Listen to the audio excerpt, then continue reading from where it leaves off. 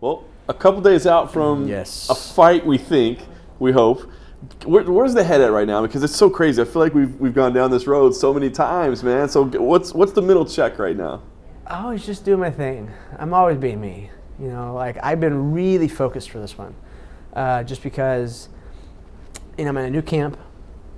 I changed things up a little bit. Nothing bad. I just needed a change in my life, and I got that. And I've changed up my training a lot. Like my body feels amazing. My weight is. I woke up this morning at 134, and usually I'm about 8 pounds heavier than that. Wow. So, and I know I'm fighting the smaller man. I'm fighting a 15-pounder who's going to be quick. And the one thing I've been told about him is that he has the fastest shot that people have ever seen. So I can't wait to stop it and punch a hole in his face. Well, prepping for this before you got the new opponent, and then, us on the outside are going, dude, you can't be serious. Yeah. Like, again, was there that sense for you? Oh, Neil messaged me, and thankfully he messaged me before anybody else. UFC didn't even know. So I'm looking at it going, is he fucking with me? So I screenshot it, sent to my agent, and I'm like, dude, because people are always messing with me, because I get it. I like to mess with people, and I like being messed with. It's fun. You want to talk shit, or you want to screw around and make a joke, make it entertaining, and I laugh about it. But when that happened, I was like, okay. And it seems, that was like on a Thursday or Friday, and by Monday, they had already called him and like, yeah, we got your guy. There was no like choice. It was, hey, we got this kid. And I was like, okay. And then I watched videos, and just the nonsense coming out of his childish mouth. I'm like, God. I'm like, okay, all right, son. Like, pat him on the head, and slap him on the ass. What's it like when they come to you with somebody like that? Somebody you have no idea who he is, obviously, then he's been a little bit disrespectful. We've seen. What's it like matching up with somebody like that? Whatever. He's a kid, and you want to be disrespectful. That's fine. I'm a grown man. There's nothing you can say to me that's gonna hurt my feelings or get in my head or really piss me off. But I told the UFC, because the first thing he was the first face I saw when I walked into the UFC room. And he's like, what's up, fag? And I'm like, excuse me? Like, I'll fucking punch you right in front of everybody. I don't give a shit about the fight. I will fuck you up. and I just walked past him, and I ended up looking at some of the guys from UFC, and I told him, like, listen, if he insults my mother one more time, or says shit like that to me, I'm gonna fucking hit him. Because you just don't do that. I know you're a kid, and he doesn't quite get it yet, like what he's gotten himself into. Like, you fought a bunch of nobodies, a bunch of guys that suck. I saw the last person you beat in Japan. It was fucking embarrassing. Like, don't get ahead of yourself. I get it. He's a good athlete. He's a great fighter, but he's a child. So I'm excited to teach him a lesson. It's been a long time. It's kind of funny to hear you talking about somebody with a mouth on him. Do you see a little bit of yourself in him? Of course. I was never that angry. Before he had even said anything to me, I saw the fight in Japan, and I was like, I psychoanalyze everybody. I've got a mental coach, and here's the therapy. That I'm like, I get it. I understand how to deal with things. And I saw that, and he went to Japan and knocked some guy who sucked out, and then was MFing everybody, and dude, saying all this ridiculous. I'm like, in Japan? Like, yeah, it doesn't play there. Yeah, like, I was like, what? Like, relax, buddy. It's just a fist fight. I'm sure you've been in a bunch, just like I have. Relax. Because what's happened already, I see, is media people. I've had more than one media person go, yeah, I won't interview him, just because he's an idiot. I'm like, you're doing it to yourself. UFC already had to scold him.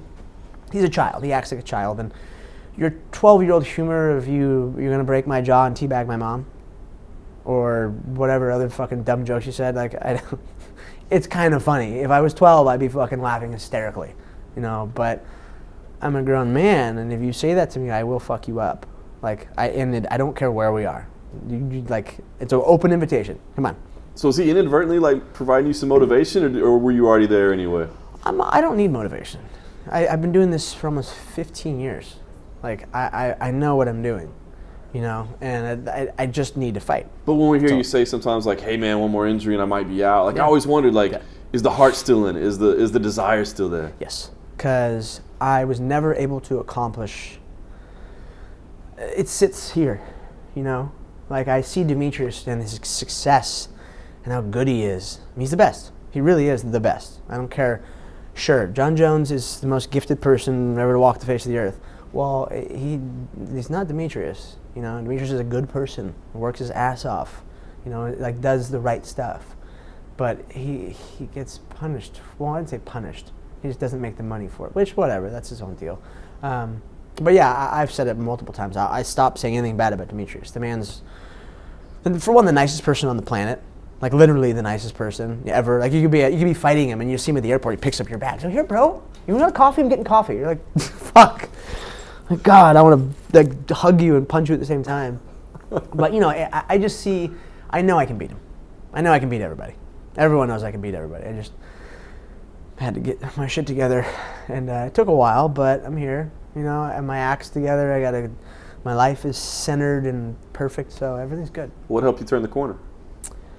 I just got getting older, you know, raising my kid and having finally a good woman in my life. It's shocking to hear me to feel the words coming out of my face, but it's true. You know, like I don't know. It's just relaxing. You know, I was able to really just start to just relax, focus at the gym. You know, I thought this was over. I hadn't announced it, but I had in my head, like, okay, I'm done. My arm's not working. You know, like 7 surgeries on this arm, and a fracture dislocation on my elbow, and 2 bad infections, MRSA infections. This arm, it hurts all the time. But when I signed to fight Justice Scoggins, it wasn't working. So I was like, sure, whatever, I'll sign. I'll pull out of fights before. I don't give a shit. And my doctor, I went to see my surgeon, he was a friend of mine.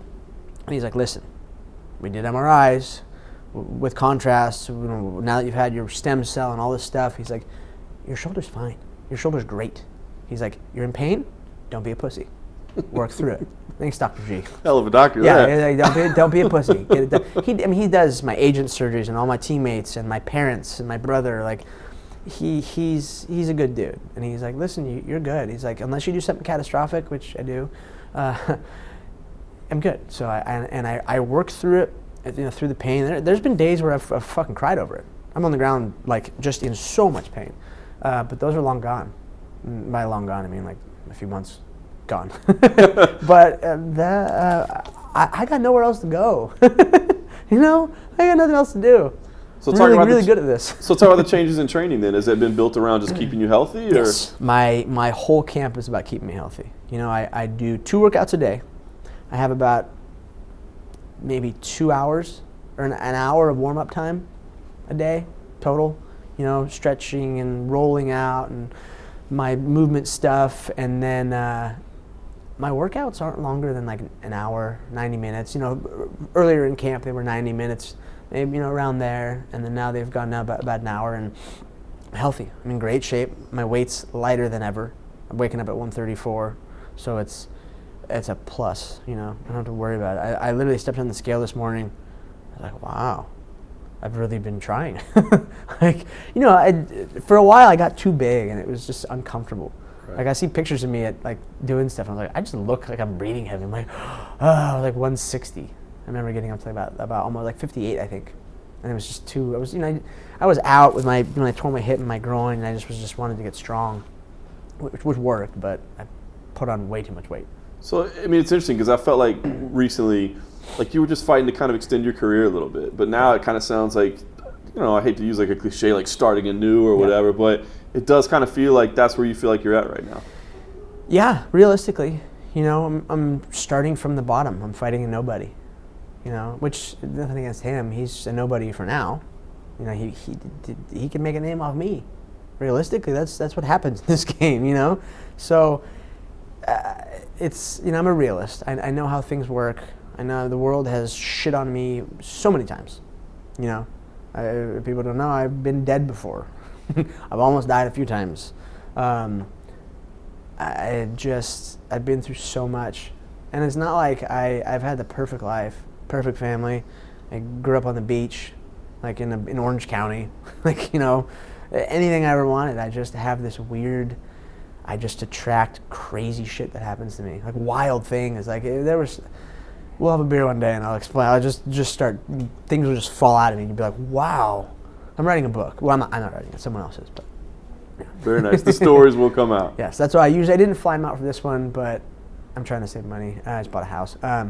But yeah, I've got Matt Quiggins is going to write my book, I think, and he came to Cleveland, and he's seen a lot of stuff, and I've given him a very in-depth look at my life, which most people don't get. Like, they think they do, but there's just so much more silly things that go on that I'm happy, man. Very cool. We will look forward to that. In the meantime, you got this fight. We won't even give it any energy that something crazy is going to happen. We know it's going to happen on Saturday night. So how do you see this thing playing out? You said, he's not quite to your level. Yeah. A quick shot, but nothing else. So how do you see this thing playing out? Probably do what he always does. He comes out, throws a head kick, and shoots a double. Or swings for the fences. There's not much technique to it, His wrestling, I know he made it to junior nationals. I do my research, so do my coaches. I'm not stupid.